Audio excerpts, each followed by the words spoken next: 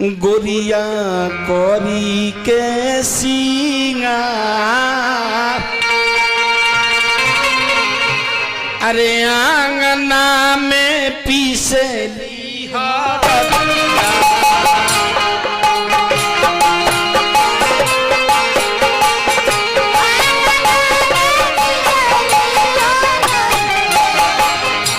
गोरिया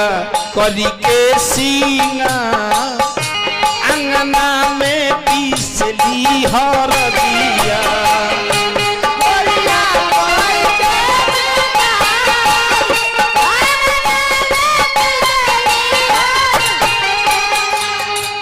यही लई के सहारा आ गई मैया अंजनी के नाम आवा आवा हनुमान जी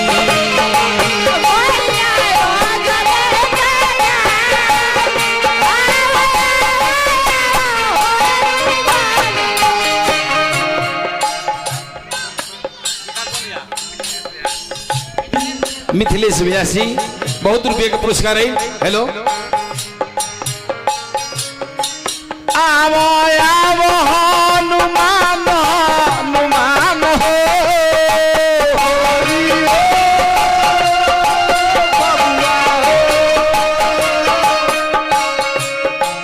आवो आवो हनुमान आवो आवो हनुमान पीछे सभा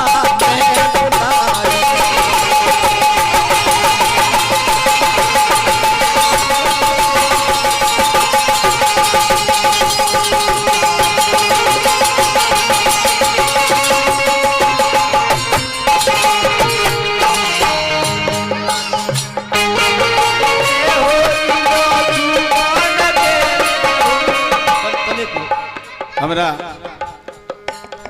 मिथिलेश व्यासी के छोट बेटा के तरफ से भी बहुत रुपया का पुरस्कार है। परम आदरणीय हमने के पूजनीय धनंजय बाबा के भी तरफ से बहुत रुपया का पुरस्कार है।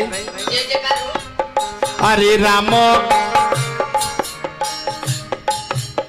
अरे घर ही कोशिला मैया करली सगुनावा बनही में राम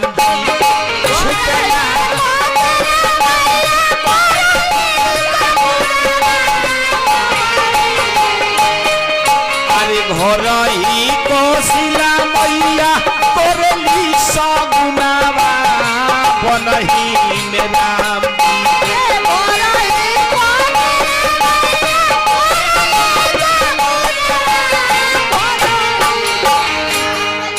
अरे छूटेला फगुनावा बनही में राम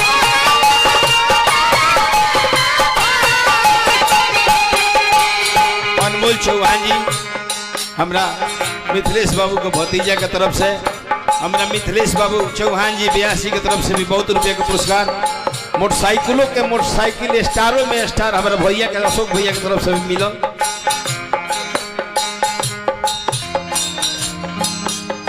देवता लोग का कोई अब हुए हमनी के कुछ त्रुटि हुन से भइल बा हमनी के क्षमता नहीं खे बात के कर देवे गोस्वामी जी कुछ बात के छिपा दे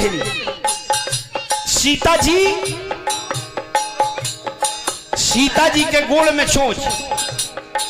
गोस्वामी जी दिखाते लीजिए गोड़ में चोंच मर ले बा।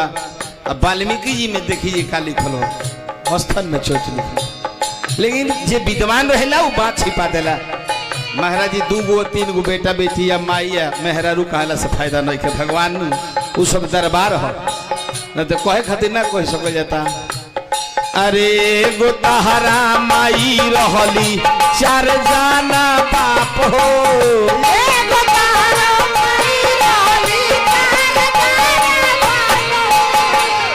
शंकर सुमन केसरी नंदन के कहनिया जीवनिया जग में भार हो गई। पवन अंश से देवी तोहरा बेटा के अवतार हुई तीनों लोक 14 भुवन में एक और नाम उजियार हुई। एगो हनुमान जी के माई 4 जना बाप तो ये अब हमनी के सनातन धर्म अपने उजारल जाओ कह के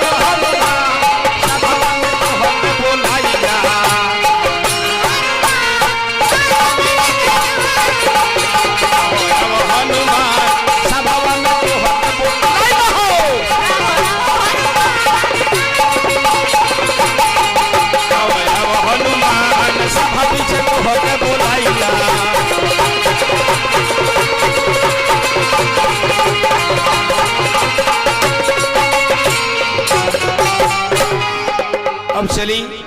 परम आदरणीय हमारे धनंजय बाबा से सेवा ली जा